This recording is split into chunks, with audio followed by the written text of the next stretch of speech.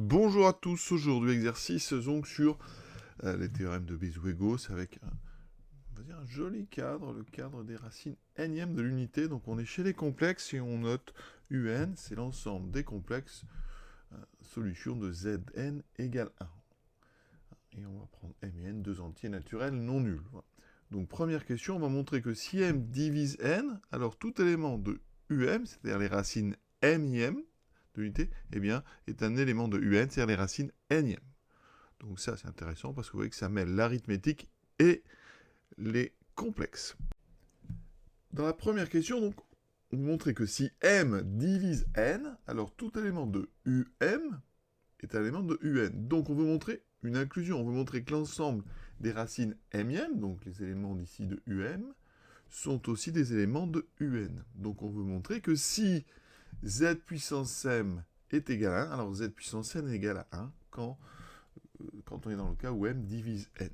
Donc on va commencer comme hypothèse, on va prendre soit m et n tel que m divise n. Donc on suppose, m et n c'est les entiers naturels non nuls, ça c'est dans le texte au début, donc on suppose donc que m divise n. Donc alors, je vais l'écrire pour qu'il n'y ait pas d'ambiguïté, donc soit m et n, alors c'est même avant de définir ici mes deux ensembles, donc on prend m et n, deux entiers naturels, donc soit m et n, des éléments de n étoiles, des entiers naturels non nuls. Donc on suppose que m divise n.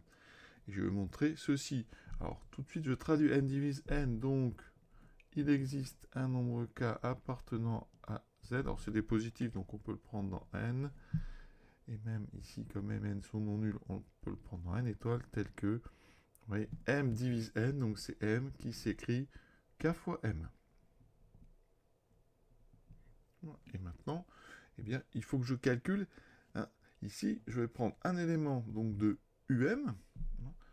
donc soit z appartenant à d'accord, et je veux montrer qu'il est dans Donc là, je vais encore en jaune pour bien vous compreniez. Donc, on suppose donc que z puissance m est égal à 1. On veut montrer que dans ce cas-là, z puissance n est égal à 1. Voilà. Donc ici, clairement, on veut montrer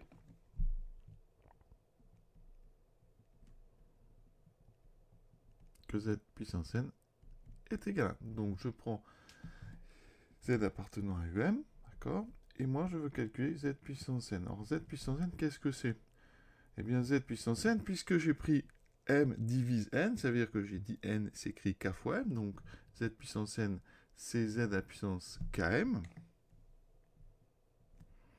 Et oui, donc je sur les exposants, c'est z puissance m à la puissance k. Vous voyez que c'est intéressant, c'est que j'ai reformé z puissance n. Or, z est dans um. Donc, zm est égal à 1. Et là, j'ai reformé zm. Donc, ici, ça fait 1 puissance k. K étant un entier non nul, ça fait 1. Donc, effectivement, j'ai bien montré que zn est égal à 1. Donc, z appartient à un. Ça veut dire que tout élément de um est bien un élément de un. Et donc, on a inclusion, et ça c'est joli comme propriété, ça veut dire que si m divise n, alors les racines m sont aussi des racines n.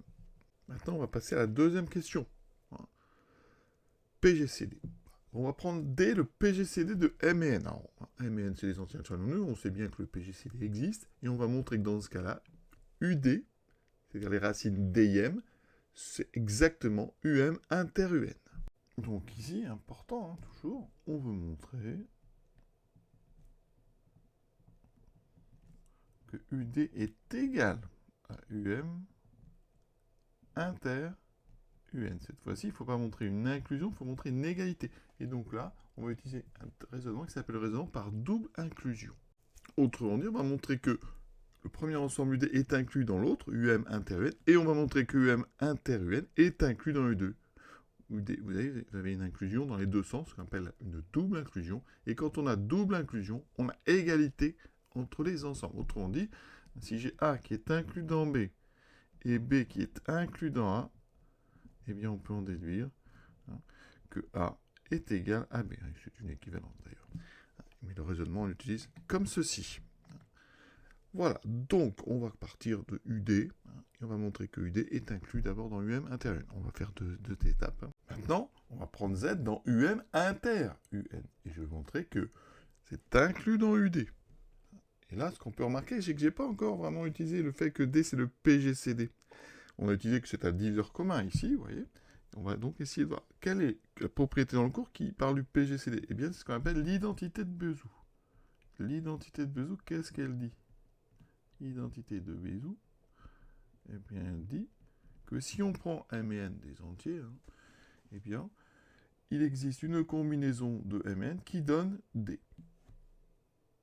Et dans ce cas, oui, je vais justement utiliser ça. Donc, Z à la puissance D, moi je veux montrer que ça fait 1, d'accord? C'est important. Ici, on veut montrer que ça c'est dans UD, donc on veut montrer que Z puissance D est égal à 1. Donc Z puissance D, d'après ma décomposition, c'est Z puissance MU plus NV. Et donc je vais utiliser les propriétés sur les exposants. C'est ZMU fois ZNV ici. Et comme tout à l'heure dans la première question, je vais faire apparaître Z puissance M. Z puissance M exposant U, même si c'est un exposant négatif, c'est pas grave. On est sur des non nuls. Ici, ça fait Z puissance N exposant V. Et là, regardez, Z, il est dans UM inter-UN. Z, donc je répète, appartient à UM inter-UN. Donc, on a à la fois Z puissance M qui vaut 1 et Z puissance N qui vaut 1. Donc là, on a terminé, vous voyez ici, parce que Z puissance M, ça fait 1, ça fera 1 exposant U. Et ça fera ici fois 1 exposant V. Et ça, 1, n'importe quelle puissance B, ça fait 1. Et donc ici, j'obtiens 1. Donc je viens de montrer que Z était une racine dm, puisque Z puissance D vaut 1, donc Z appartient à UD. Donc, on vient de montrer que UM inter UN est égal à E, est inclus, pardon, dans UD. Et donc ici, c'est là qu'il faut bien comprendre, on a montré que UD était inclus donc dans UM inter-UN. UM inter-UN est inclus dans UD, donc par double inclusion, c'est-à-dire ça et ça, ça s'appelle donc de la double inclusion, UD est donc égal à UM inter-UN.